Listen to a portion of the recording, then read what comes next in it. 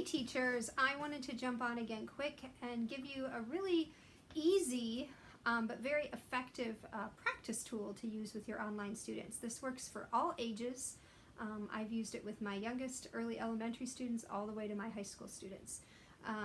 It works really well online because it's very specific and it stops their vision line. So we all know as teachers it's best to practice in small pieces and to really notice what's there and to not practice mistakes. I should say this is a really great way to get out of the habit of practicing mistakes. It catches them before they happen.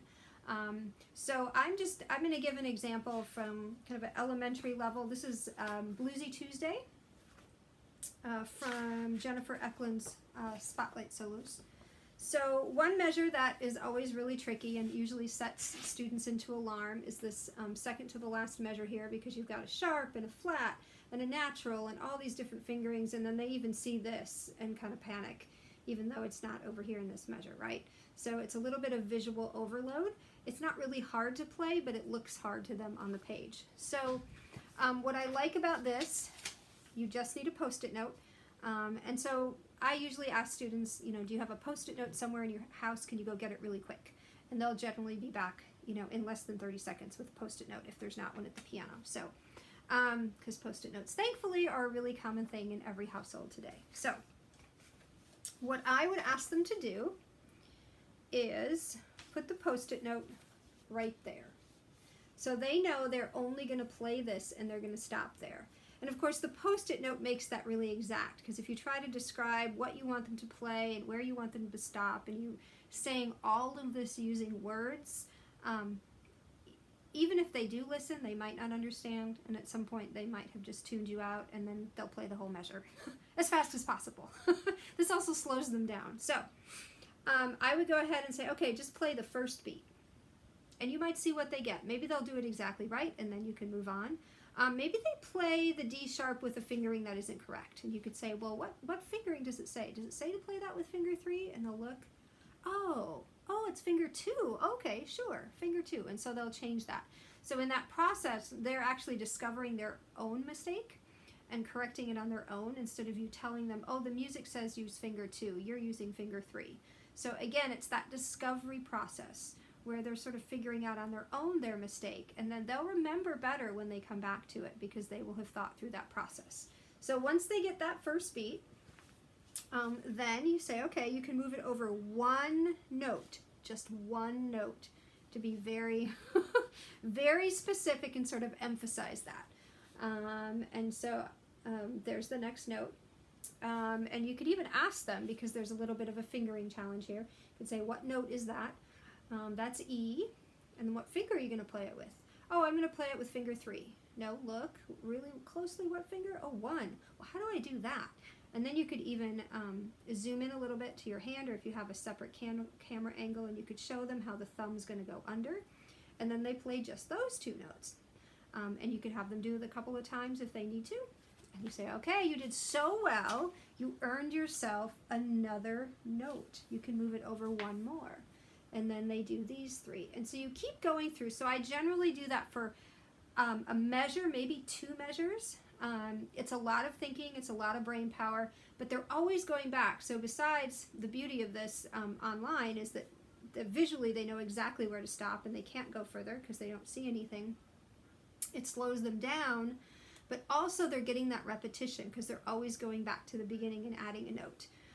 And so we'll go through the whole measure like that, adding just one note at a time, and they get that repetition. And then when we're done, of course, what I remind them of is that the magic is not the Post-it note. The magic is that they were very disciplined about stopping one note at a time, that they were going very slowly, and they were really noticing what's on the page. So I think that's so important. Now, you could also do that with an early elementary piece in a little bit different way. Here's Rodeo from the Faber Piano Adventures. So this one, I don't know if any of you have taught this before, but in the very last line, you have this G, C, C, C, G, B, B, B, G, A, B, C at the end, right?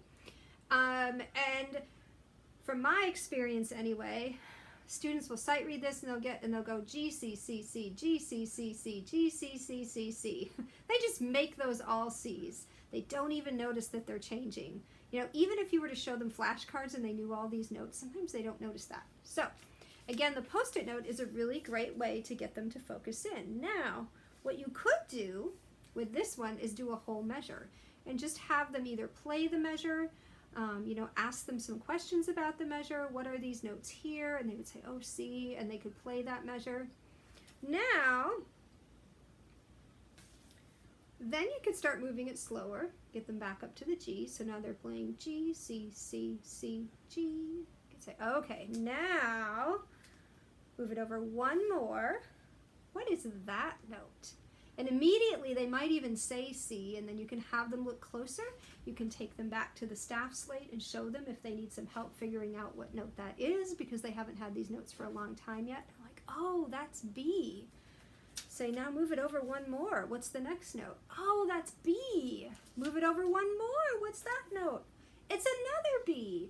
And then you can go back and play them. So you've made a big deal out of the fact that these notes have changed. And then you can just add the one note. And then this is the very exciting part. Now, when you get to here, you can talk about this note. And again, you can go back. So this is an example where you could do, you could actually do a whole line just because it's an easier piece. And then they can notice that that's A. You can do one more note, another A, and of course, you know, they think that the next note's going to be A, right? And then you can see if they notice that's a B. If they don't, again, you could go back to the staff slate and you could put up those notes and point those out. And they would go, oh yeah, those are different. That is a B. And then, of course, take them to the end. So the goal is really to try to catch those mistakes before they happen. And so the Post-it note really blocks their vision, and it's really helpful for that. I've used this in Moonlight Sonata with high school students, again, just to get them to stop. It's really easy. I think it's really hard for students to do small sections and to make themselves stop. So that Post-it note reminds them to do that. Now, what I've done, especially with older students, we again talk about the magic not being the Post-it note, the magic being the discipline to stop and kind of notice things and go back and add and go back and add things during tricky spots, especially with more advanced music. We just use this, of course, on really tricky spots. But I say, you know, so I take them through that process again, and then I let them try to do it without the Post-it note. And it's a very different experience, so they're used to stopping. So for older students, it's possible to take away that Post-it note sometimes, but I think it's really helpful with online teaching, because how often, at least I know when I'm teaching in person, I'll sometimes take my hand and cover things up and say, just look at this measure, don't worry about all that. So the Post-it note is kind of a way to cover that up. So I hope that's helpful. That's been a really fun thing for my students, and they've been very successful with it. So I hope that's helpful. Thanks. Bye-bye.